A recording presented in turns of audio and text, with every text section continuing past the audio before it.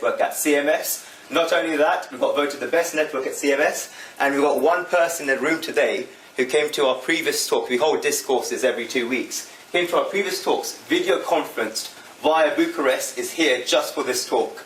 Her name is Oana Pescu. She went around raising funds for charities all day, running around all the floors. We've got a fantastic powerhouse. We've got Charlotte, who organised so much to do with this event, the money raising, fundraising. She's just been such a phenomenon. I'm so sad she's leaving the firm on 15th December. We're going to force her to come to all our future events. Absolute powerhouse. We've got Shikha Sharma. I can say she can sell ice to an Eskimo. She raised literally about £200 going around to everyone's offices raising money for our charity, which we've nominated. Absolutely fantastic. We've got Suganya, who's done the beautiful Rangoli that we've done outside. We've got Kirsten, who managed this guest list of people coming in today. Made sure everyone come. We've got the two Rajas, who absolutely went around inviting people, making people join the Hindu network, managed the IT side of it. We've got Satya, who brought in these wonderful electric candles. You've got so many people, energetic people, who took on fantastic roles and have made this event happen. So thank you to all those people. As I said, we want to create leaders out of you because you're the first generation, big group of Asians going into law. And it's very nice that Milan Bhai started with Ganesh Puja. You look here, when I sit down with lunch with my workmates, he said, why do you pray to an elephant? Well, they ask these questions because we're in a minority. But I'll tell you right now, that's not an elephant. Ganesh, each and every single form of God has a message to convey. You see, it's a natural human quality which is called hero worship, idol worship. Since we were of a young age, if you ask 75% of boys under the age of 5 what they want to be when they grow up, say policeman, army, pilot. If you ask 75% of girls what they want to be, they'll say nurse. That's because that's what they've seen on TV, that's the characters they've seen on TV, they're the characters they model, and that's what hero worship is. We have forms of God. Ganesh was the different kind of qualities of Ganesh were explained earlier. Ganesh is a god. One of his names is Ganapati.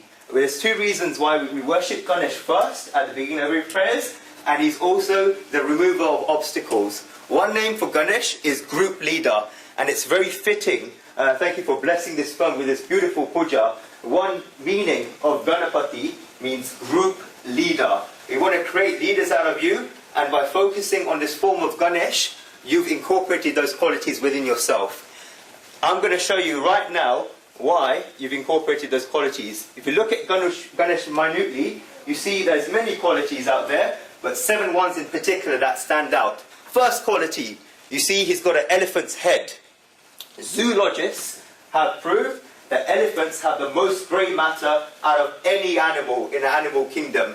Most intelligent people. Hence you've got this elephant's head. People look up to their leaders as kind of the high ideal, the people that's going to move the organization forward, going to make decisions. Ganesh, the elephant's head, symbolizes that intellect. Thinkers have said that if elephants could actually speak, humans would not be ruling the world. It would be elephants ruling the world. Because elephants have the most grey matter of any animal, including humans. Leader needs to be intelligent. Second quality of Ganesh, you see he's got small eyes. Small eyes, so it shows insight. When you try to look at something close, your eyes are very big. When you look at that clock far away, I haven't got 20/20 vision, some of you may have, that you have to squint your eyes, look like that. A leader has to have very good insight. You've got an average person looks at the present, but a leader has to look into the future. You see, various business leaders, I've talked to Daniel Winterfeld about this. A person who has a business, for example, of selling newspapers, will look at cars in the street and see, hang on, more people are driving cars. That means less people will be reading newspapers on the tube. Leaders look out for things in the future. You want to be average, you want to be a leader, you should have insight, looking ahead of the time. Third quality of Ganesh, big ears. In those of you who are Gujarati, which I presume are most of you, the people with skinny wrists, you know that in Gujarat we have this thing called a supro, which is a round big plate. And in that supro, they separate grain. You have good grain, and you have bad grain. The grain gets separated into this dish-like thing. That's the shape of Ganesh's ears. A leader, when you're a leader, you get told things from all walks of life. People will be telling you this, that, and the other. What are you going to make sure? You're going to separate the good from the bad. That makes a good leader. You get influenced by so many people, you've got to separate the good from the bad. Gandhiji had those 3 monkeys. speak no evil, hear no evil, see no evil. There's a lot of people misinterpret it by saying it's that. It's not actually that. You have to, you can't help but see things sometimes. You can't help but hear things. But it's processing those things and separating the good from the bad. That's the intellect which we spoke about earlier. The discrimination between good and bad. Fourth quality of Ganesh. You see, he's got a very big belly. That belly represents a database. That belly is where you store information. A leader needs to keep abreast of what's going on. He needs to keep that information because people will always ask him questions. You need to provide that answer and you can't make it up. You need to know it. That's knowledge. Second thing that the belly shows is stability. If a leader's not stable, then the team won't be stable. You see, 1997, when Newcastle, I don't follow football so much anymore, but I used to, Newcastle were 13 points ahead of Man United. Alex Ferguson made one comment about Kevin Keegan and he went berserk. Because he lost the plot, his team lost the plot. Leader needs to be stable. Next quality is a trunk. You see, scientifically, man has created machines that can pick up little stem cells. And also, man has created machines that can pick up big things, like cranes. But the problem with a stem cell machine is that it can't pick up big things. Whereas the crane can't pick up small things. What a trunk does, elephant's trunk picks up everything, whether it's big or small. A leader should be prepared to do any task, no matter how small it is. If you're a leader and you keep delegating small work to your juniors, they're not going to like it. A leader has to take that leadership and be able to do anything. A trunk can pick up a flower, a trunk can pick up a person as well. No matter how big they are, a trunk can pick up anything. Two things left. There's many things, even the mouse has qualities of Ganesh. Two other things, he's got one half-tusk, one full-tusk. The half-tusk represents a limited intellect. No matter how intelligent you are, no matter how clever you are, if you are a gold medalist doctor, then if you want to find about finance, if you try to do the finance yourself, then you're going to have problems because you're not an expert in that field. A leader has to accept the fact he doesn't know everything in that area. So if a doctor wants to know about finance, he should go to a chartered accountant. A doctor can't build a house. If a doctor wants to build a house, then a doctor should go to a builder. You've got to be humble and accept the fact that in some areas, you've got a limited intellect. Leaders in all business areas seek help from people. They create, you've got Andrew Carnegie, Rockefeller, the big business leaders, they always had a great people around him. On Andrew Carnegie's grave, he wrote, "This is a man who you have to surround himself with people who are better than him." You need to have those specialists who have that knowledge. The full tusk of Ganesh, the 100% tusk, represents faith. You've got to have 100% faith in whatever you do. If you look at the biographies of all the great people in the world, you see one thing. They had 100% faith in what they did. I actually say that faith, if you compare faith and ability, faith is more important than ability. Because faith creates ability. Example of faith, the Wright brothers. 1.5 centuries ago, they saw a bird flying in the air. And they thought, hang on, what about if humans could fly like that? People laughed at them. They used to jump off trees, break all their bones. People used to laugh at them and make fun of them. Look at that. Now you see all over the world planes flying in the sky. Marconi thought that you could transmute airwaves across sound across the air, radio waves, microwaves. His friends had him declared insane and an asylum. But now you have mobile phones just because of him. Those 7 qualities of Ganesh, plus some others, when you meditate on any form of the god, those qualities get incorporated on yourself. So by praying to Ganesh today, you worship Ganesh and you've incorporated those qualities. I hope you've become great leaders in whatever you do. It's the same with any type of god. Krishna, he's got a peacock's feather. Discovery Channel, someone checked the records, they've got not a single record of a peacock mating. Peacock is the only animal that doesn't mate because of lust. Peacock's tears come out of a peacock's eyes, and that's how the peacock hen gets pregnant and the peacock baby is born. Little qualities like that, Sri Krishna is free from lust. Little qualities like that from every single god you incorporate and becomes part of yourself. That's what I kind of added to my talk. I actually wanted to talk about another thing. There's something that connects us all, that we're lawyers, but there's a second thing that connects us all, the fact that we're Hindus. I want to ask the audience, if someone asks you, what is a Hindu, what do you mean by Hindu? What's your opinion? Hindu.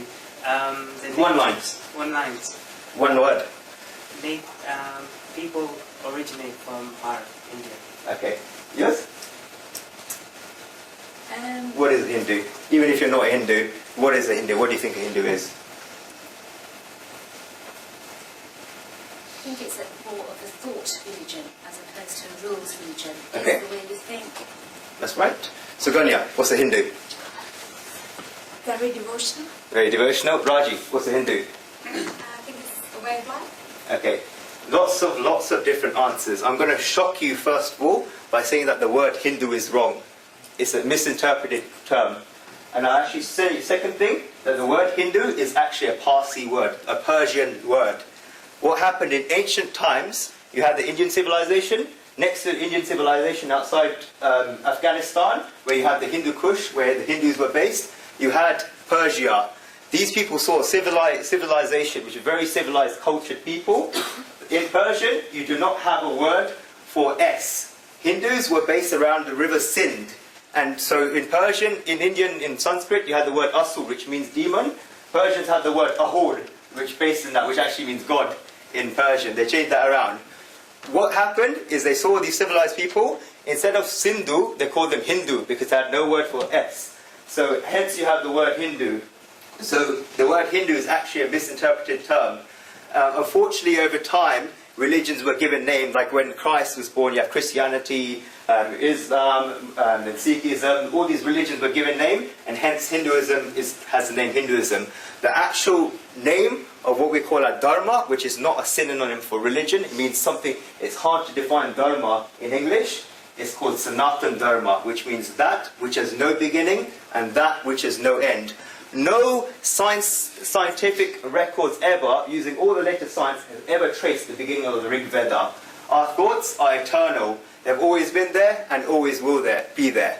That's Hinduism. When I ask you the question of what it means to be a Hindu, the best definition I've ever seen of what a Hindu is been given by Vinoba Bhave, who was a freedom fighter with Gandhi. He was a life celibate. He gave 10 points of what a Hindu is, which no other religion apart from Hinduism has. The first one was belief in the Varna system. Second was belief in the ashram system. Third one, we worship cows as our mother. Fourth one, we worship Vedas as the mother. Fifth one, we respect, we do not undermine any form of God. Sixth one, we give equal respect to all the ways of thinking and all the ways of life. Seventh one is that we wish well for all human beings and also non-human beings as well. The next one after that, heart melts at the thought of violence. Ninth one, we believe in rebirth. And 10th one, we believe that we can be freed from the cycle of rebirth. First one is that we believe in the Varna system. There's the biggest lie going around in the whole world of what we call the caste system. It's not a caste system. Caste system's only been around for the last 500 years or so. What was created is the Varna system. Varna means color. It's a type of a person. The Rishis created a system. If you look at any society and civilization, you see they're divided into 4 parts. If you look at the ancient Egyptian civilization, you had the aristocrats, you had the warriors, then you had the merchants, and then you had the slaves. Same in Greek culture, same in other culture. But in Indian, we didn't call them slaves, and we didn't treat them like slaves. We call them Shudras. And all these, there's 4 parts to this Varna system. You've got the Brahmins, you've got the Kshatras, you've got the Vaishyas, and you've got the Shudras. These 4 people, it was never created as a level, never created as a hierarchy. These people used to sit down to have dinner together. This was created so everyone can do the job which they're good at, which they enjoy doing, and become efficient. Society becomes efficient. The first type of people, you always see people divided into 4. The first type are people who love knowledge. The second type are people who love power. Third type are people who love money. And the fourth type are people who heart melts at seeing someone else's physical difficulty. The first one, you got Brahman. These are people who regard knowledge as above everything else. They don't care about money, they don't care about power. Like Einstein, he didn't care about what he looked like, he just cared about knowledge. These are the people who are the Brahmins. You see people all over the world, like an example is Alexander Fleming. You've heard of penicillin. He invented penicillin all those years ago, and the reason why you've got it available at the local pharmacy for so cheap is because of what he did. He invented penicillin And when they asked him, companies all over the world came to him, offering royalties. He said no, because I learned, you should read his speech. He said, I learned everything I did from standing on the shoulder of giants. Everything that I know is not original, it's from what I've learned from other people. He didn't accept any royalties, he gave penicillin to the world. In my opinion, Alexander Fleming is a Brahmin. Now, because you can get penicillin so cheap in the supermarket or the pharmacy, is because of Alexander Fleming. There's a scientist who spent his entire life in a laboratory trying to find out the taste of potassium cyanide. He had a pen and paper in his hand, and potassium cyanide, which you know is lethal. He was about to write what it tastes like. He drank it. All he wrote on the paper was a C and a scribble, because he died. This guy is a Brahmin. These people care about knowledge, about anything else. Second type of people, Kshatriyas, the people that love power. You've got people, for Kshatriyas, money is power. Power isn't money, money is power. In ancient times, when human beings lived in the jungles, our ancestors were roaming around in the jungles, what they had, human beings had to look for food during the day. You had fruits, you had vegetables, whatever they looked at. But the problem was, people had to sleep at night, and you had no houses, fences, machine guns, or anything like that, nuclear bombs. People needed to be guarded at night. So what you had was a few people guarding everyone while they slept.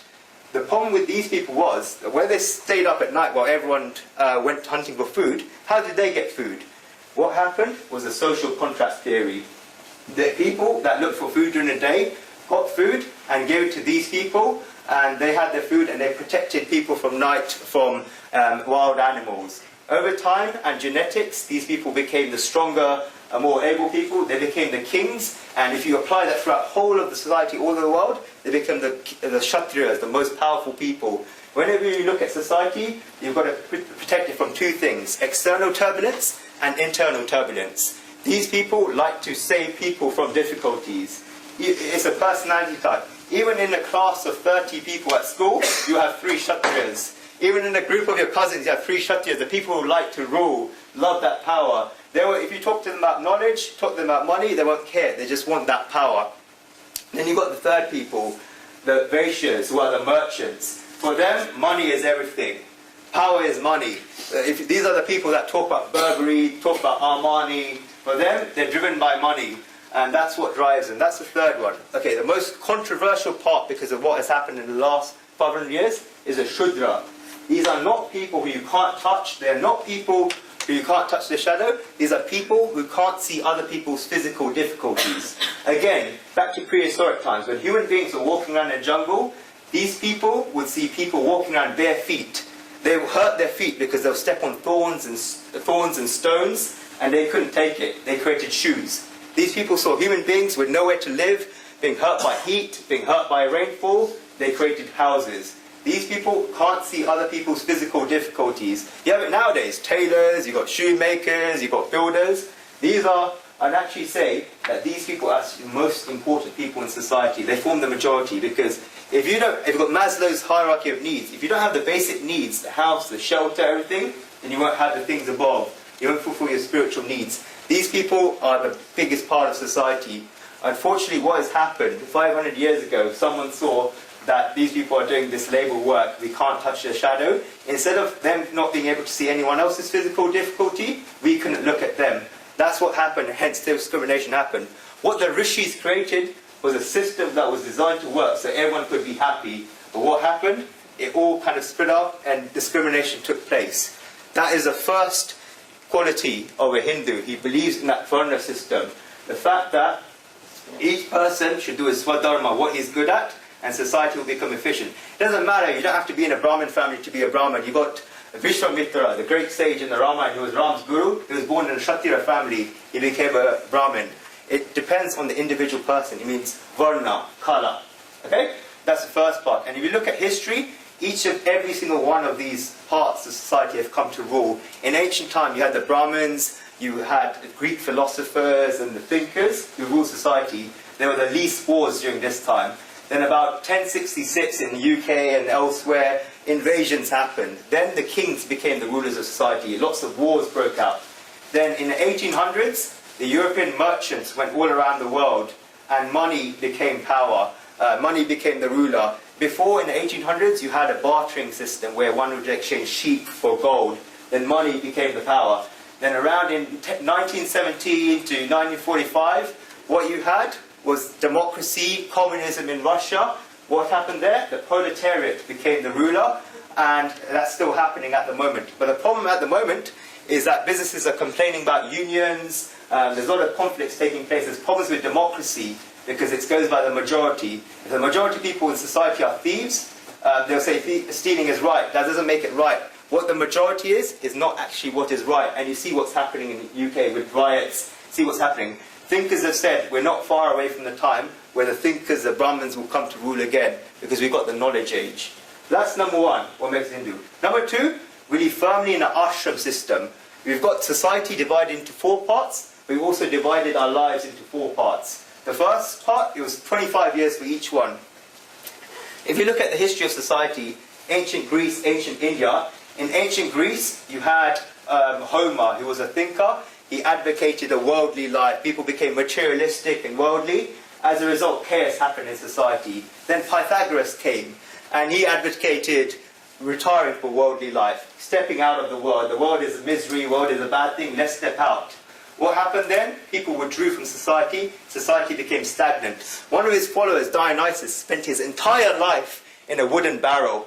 That's what life became. It became stagnant. There's a problem. Then Epicurus came, and he advocated a mean, where you live a worldly life, but you live a moral life, so you get the balance.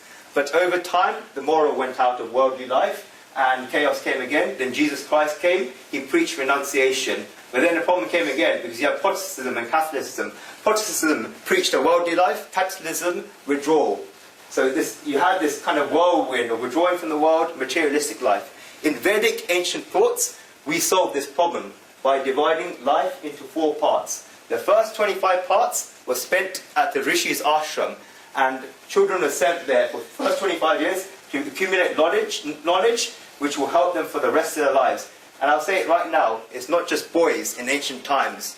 Discrimination was not in place in ancient India because girls had their own schools as well. Girls got sent into ashrams. But what happened over time was invasions took place in India. You had the Greek invasions, then you had the Islamic invasions and other invasions. These people, when you're away, when the soldier's away from his country and they go to loot another country, they can't take so much wealth because where can they take it to? There's 2 things they target. They can't take property. There's 2 things they target, wealth and women. What happened? These people saw an ashram built of 200 women. They attacked that.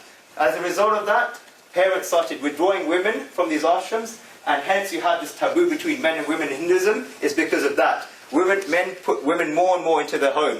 So you had this ancient system where boys and girls were sent into ashram, and they accumulated all the knowledge so they could be happy in life and successful in life. Then 25 to 50 years, Hinduism is so flexible that it accepted the fact that we have to have material enjoyments in life. 26 to 50 was about family life, about material pleasures, enjoying your life, doing your job, and being successful at what you do. But after a while, you notice that you can't keep taking away from society. Eventually, you have to give back to society. What we had was like a semi-withdrawal and semi-family life. Because after you turn 50, you've got to realize that your children have to have their own lives. You can't keep holding on all the time. So what they had was ages 50 to 75, you had semi-withdrawal and giving back to society, but semi-materialistic life. That happened, and then you have the last 25 of your life, which was retirement, going towards liberation. And this is when people in ancient times used to go into the forest. The reason why they went to the forest is when you're close with nature, you're close with the process of creation, you become closer to God. I always say this, that you may find a male atheist, but you very rarely find a female atheist. The reason for that is when women give birth, they're very close to that process of creation. You see all the time, if you ask a male, he may be atheist, may be religious, but I very rarely meet a female atheist. Hence, you had that system. The problem with not having that system anymore is that a person from the age of 15 goes to school, gets bored with his work, goes home, watches TV, has a fight with his family, same thing happens. Every day is like a photocopy of another. Person goes into work miserable on Monday morning, goes to work, comes back, watches TV, has an argument with his family or his wife, and the same thing happens. when you ask any person, most people when they're 40, how's your life going? They'll say the same answer, pulling on. Just pulling on with life. The excitement in life is gone because people haven't split their life up. They're taking parts of their first 25 years, which should be accumulating knowledge, and putting into the 25 years, or they're putting material enjoyment in that first 25 years. That was what the problem was, and that's kind of when we split apart from that ashram system. That's the second thing that a Hindu firmly believes in. Third thing, we worship cows as our mother. Other people look at us. It's like, how can you regard this animal as your mother? It's a cow. Well, when we were kids, our mothers gave us milk. But after a while, it wasn't possible. So, hence we got our milk from cows. We regard cows as our mother. There's many qualities of cow. When you look at a cow, you see its horn, which is an omkar. Kirsten, what does omkar mean? Come on, I said in the previous session. Okay, we said the prayer, Om Shanti, Shanti, Shanti. Peace to the body, peace to the mind, peace to the intellect. By saying Om, we give, you've got the A, which represents the body, U represents the mind, M represents the intellect. I'll show you how. If someone were to punch me on the arm, what sound would I make if I'm hurt? Ah, that will get rid of our physical pain. If someone made me cry, what sound would I make? Ooh, see, it gives you physical peace. Okay, what's 49 times 48? Those three sounds are natural sounds which are there to give peace to the body, mind, intellect. That Om is representing the cow's horns. If you look at a cow, it gives you that peace. Another thing, you see a cow, it's got a dome, a shaped hoof. If you go to any temple, any mosque or church, you always see they've got a dome.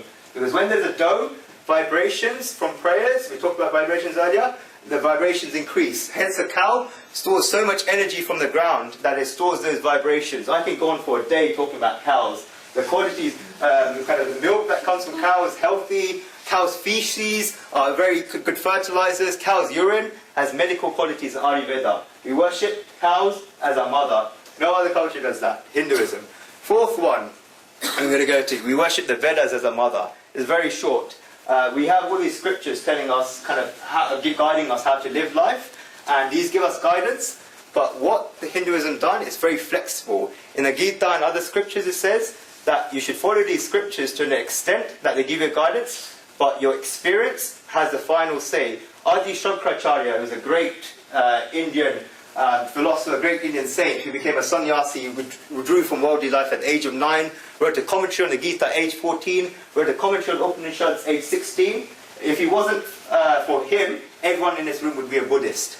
Because kings at that time were adopting the Buddhist religion, and Buddhism is a great religion. I'm a big fan of the Buddha. I follow his teaching. What was the problem with Buddhism at the time? People were leaving their homes. Srimad Adi Shankaracharya showed people how to live a worldly life and achieve success, but at the same time being spiritual. He was a great, Western thinkers have said that there's never been a philosopher in the world of the caliber of Adi Shankaracharya. He died in his 30s, but if it wasn't for him, all of you would have been Buddhists. So he said that even if the Vedas say that fire is cold, I will not believe it, because I know from my experience that fire is warm.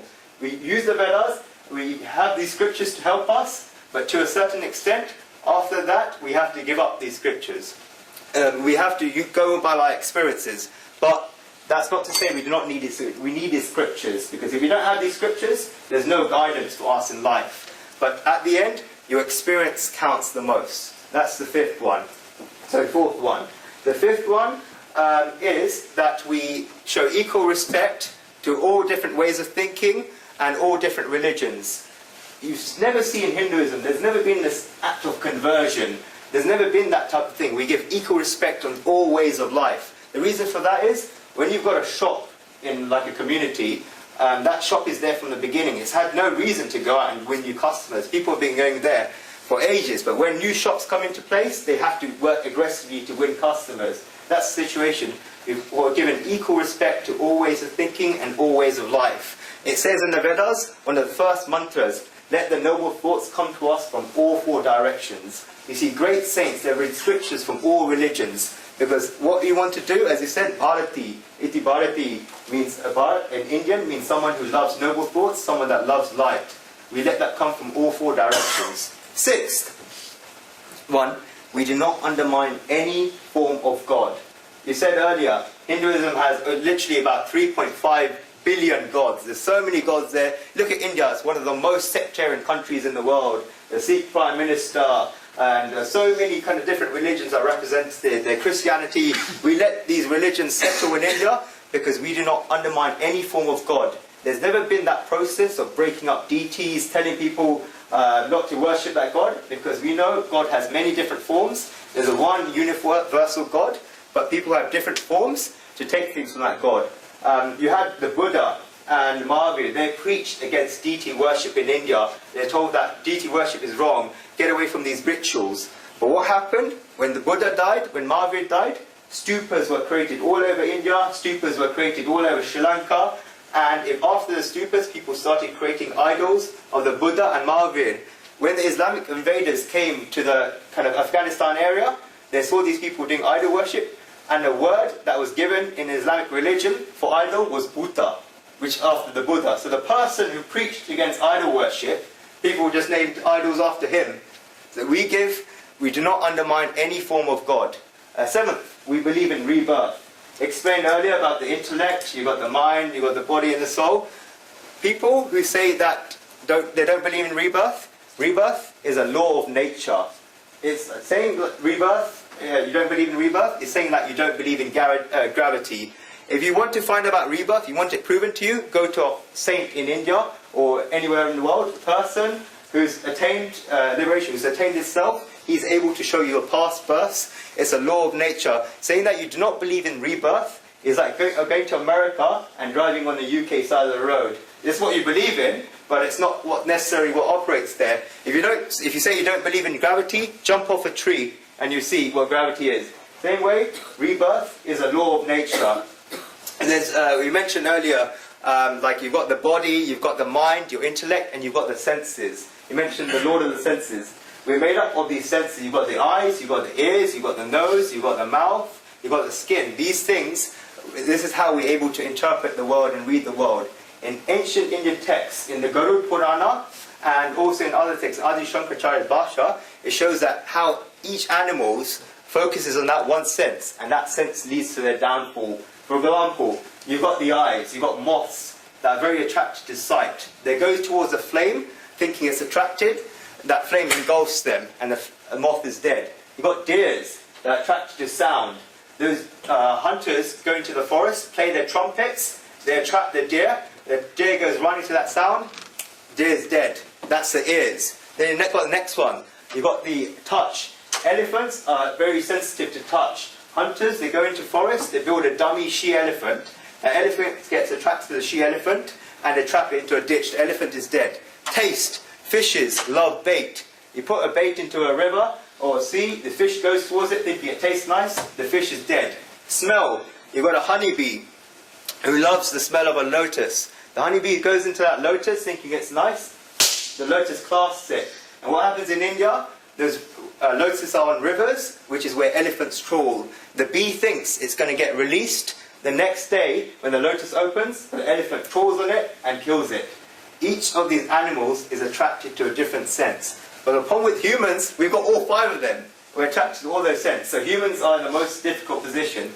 So our rishis have said, above the senses, you've got, at the same level of the senses, you've got the body. People who think they're the body, think about it. In 7 years, each and every cell, scientists have proved, in your body changes. You're not the same person. If you look at someone when he's 5 years old, 40 years old, 80 years old, completely different person. Each and every cell in the body has gone. If you look at it microscopically, what are you made up of? Our body is made up of cells. The cells are made up of molecules. Molecules are made up of atoms. Atoms are made up of protons, neutrons, electrons. And that's only 1% of the atom. What's the other 99% of atom? It's pure vibrations, pure space. And that's what we were talking about, the vibrations. That body disintegrates. So it's clear you're not the body. You still remember, despite your entire body changing, you still remember what you did all that time ago. Then you've got the mind. The mind, the characteristic of the mind is that it has a characteristic of running. If I was sitting down with all of you and I'll say, where do you want to go on holiday? You'll say Brazil, you say India, you say Australia. So many different ideas will come, but we'll get nowhere after 4 hours. That's the quality of the mind. You want to wake up to revise for your exams. A lot of students here, you say, no, it's too cold today, not comfortable here, let me do something else. The mind keeps throwing you options, keeps running. If I was here and I was the oldest in the family, I said, we're going to India, let's plan this. See, you've made that decision in the beginning, you've controlled the mind. That's the mind. You know that mind because you can go above it. Then you've got the intellect. The intellect is 3 things. It's your ability to solve problems, your ability to adapt to new situations, and your ability to make decisions. A person who got A star in all his GCSE, you can't classify him as intellectual because he's just memorized all of that. Intellect is those 3 things. It draws from your memories. If you touch a flame, it's an electronic flame. But if you touch a real flame, burn yourself as a kid, you know from your memory not to do that again. That's your ability to solve problems. But the intellect is limited as well because it's limited to the memory. Above the intellect, you've got your soul. I've taught you about the Om. By chanting Omkar, by chanting the mantra, you get connected to with your real self. The soul and the intellect and the subconscious mind where the memory is stored get travel from birth to birth to birth. And the reason why you're born is because you've got existing karmas, you've got existing vasanas. Karmas is, for every action there's a consequence. You can't go for acting. Even if you don't act, you're still acting, you're still breathing. If you've got a choice either to do a good action or a bad action. If you do bad action, bad consequences. Good action, good consequences. Simple. So if you've got existing karmas, that's why you get reborn. And another thing why you get reborn, you mentioned the book The Secret. The Secret mentions that if you think about something, that thing manifests. And it has to manifest. All desires get manifested. But the problem with The Secret, it's limited. Because The Secret leads kind of thinking about things, having a desire. If I desire chocolate, that stays as a vasana, it stays in your mind, and for that thing to be manifested and put into place in your life, you have to get reborn for that desire to happen.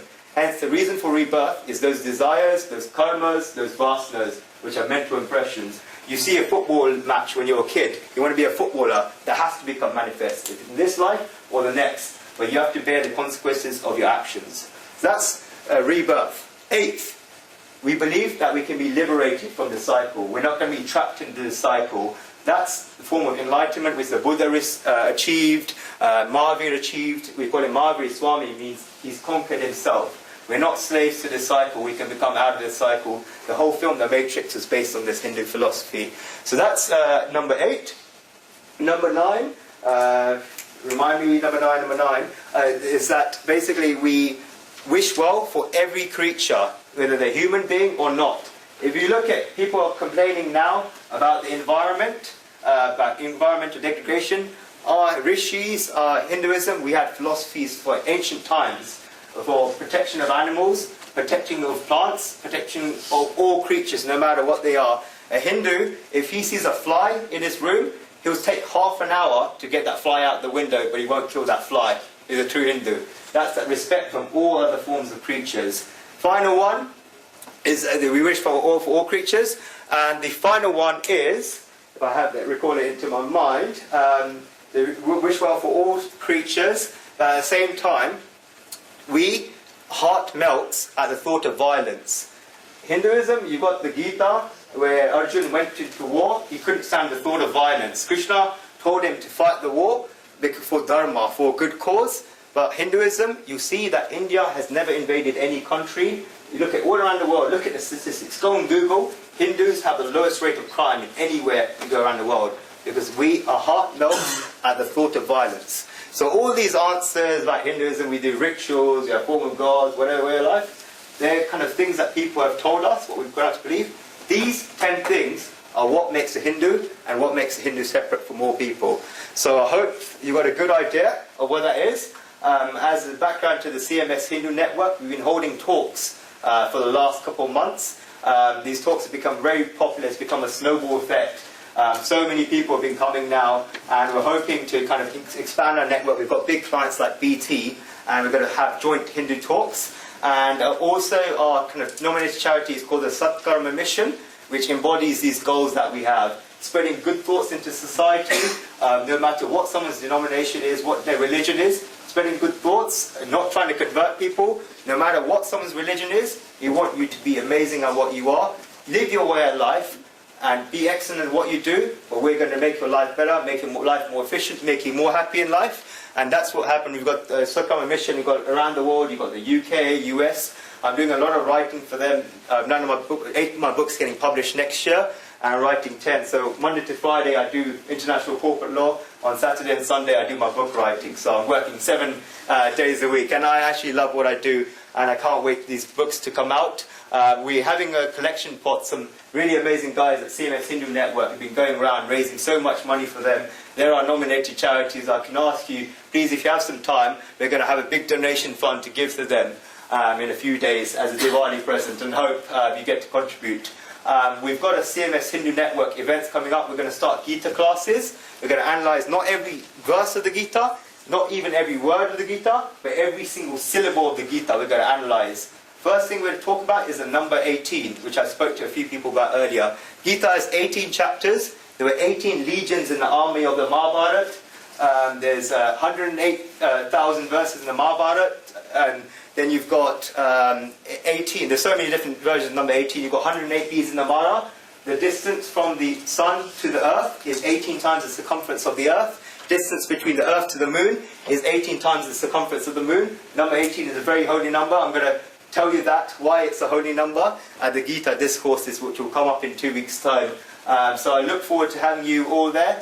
Thanks a lot for coming here at CMS, and enjoy our delicious food. I think we've got bithai as well. Thank you to the HLA, thank you to CMS, for these amazing people. I've had a very busy time in the last month working on deals, working 24 hours a day. I haven't seen my family in a month. These guys have done such an amazing job to make this happen, and can't believe Varna saw one of our conferences and come here, all the UK, for this. I'm really touched by all of you. Thank you so much, and enjoy the evening, and I look forward to meeting up with you over and over again at more talks like this. So thank you very much. Thank you.